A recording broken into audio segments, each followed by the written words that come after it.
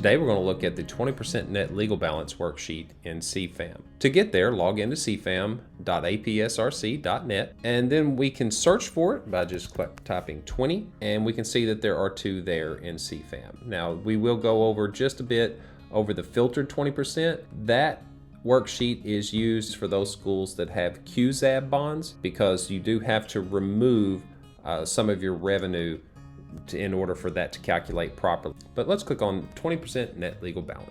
I want to show you 4 different schools just so you can see there are different ways to approach the 20% net legal balance process. So the best way to search for different schools is to click your district, hit the magnifying glass, and then start typing. And you can select multiples by typing a part of the name.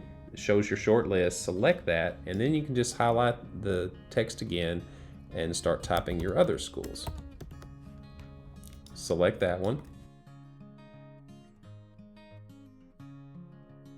All right, and once they're all selected, make sure you scroll down. You may have to scroll down to see the apply button, but click apply. And then you can click this X to get that out of the search, and they will remain selected. So you can see across the top, I have the 4 schools that I selected. I selected these 4 schools because they kind of approached the 20% net legal balance in different ways over the course of the last 5 years. So first look is Batesville, and you can see that the mark, so it tells you if you hover over the red line, the total 20% of net legal balance revenue equals 5.5 million.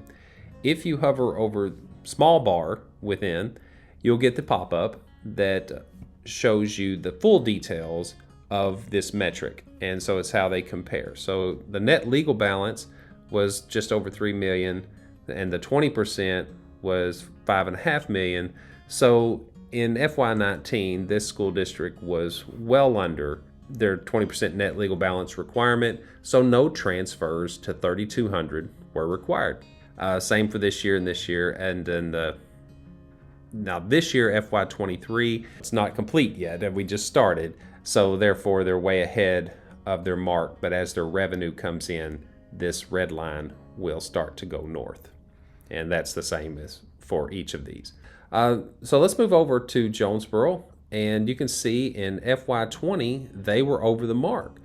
This is not a problem. In the law for the Act 1105, it says you have to do this within 5 years. So if you go to the Tier 1, and you can get to the Tier 1 presentation by going to desi.ade.arkansas.gov, you can search for Tier 1 presentations, click on Tier 1 presentations, and go to page 39 for FY23, and you can see this law, 620-2210, refers to.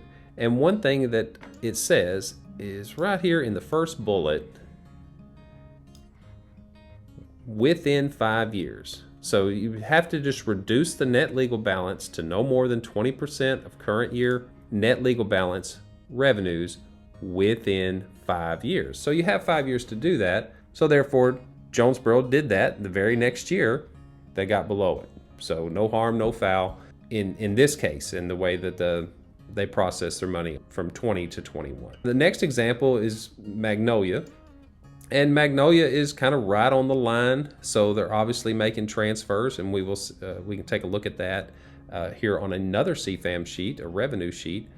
But they were below this past year, so there was no need for a transfer, or maybe they made the transfer early before they knew the exact amount, which you can do as well. That might be a better practice for you because you can transfer the funds back. From the Tier 1 training, if you click or control click on this hyperlink within the PDF, then that will take you to the full law, ACA 6-20-2210, that refers to Act 1105. 1 Part C, it says the district may transfer the funds back into the fund from which the transfer was made. So you can always transfer it back into your legal balance. So going back to this Cfam worksheet for the 20% net legal, this just also keeps you on track. So let's look at West Memphis the way they had done in the past. And you can do this as well. They waited till period 13, got it to the penny, knew exactly how much. in order to be in compliance with the law, needed to be transferred to 3,200. You can approach that in different ways. Magnolia or Jonesboro, you can see they're under the line just a bit. They may have just estimated high, and knowing that they can fully operate with this amount of revenue in their operating is no problem.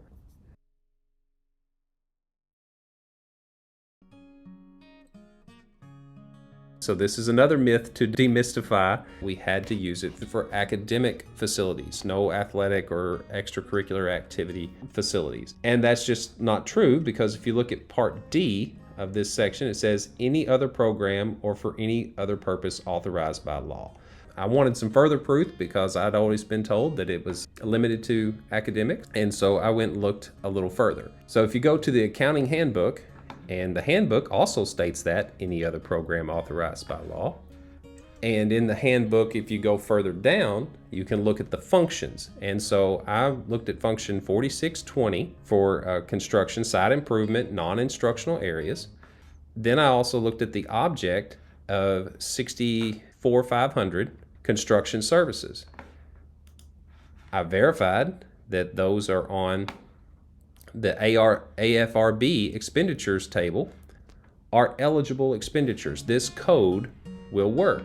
Took it a step further, went to the SIS Code Checker, and you can see 3,200 with the function 4620, program 115 is athletics, and then account 64500 was punched in, checked, coding is valid, and it verifies that that coding is used for non-instructional areas, athletic activities that add to a student's educational experience.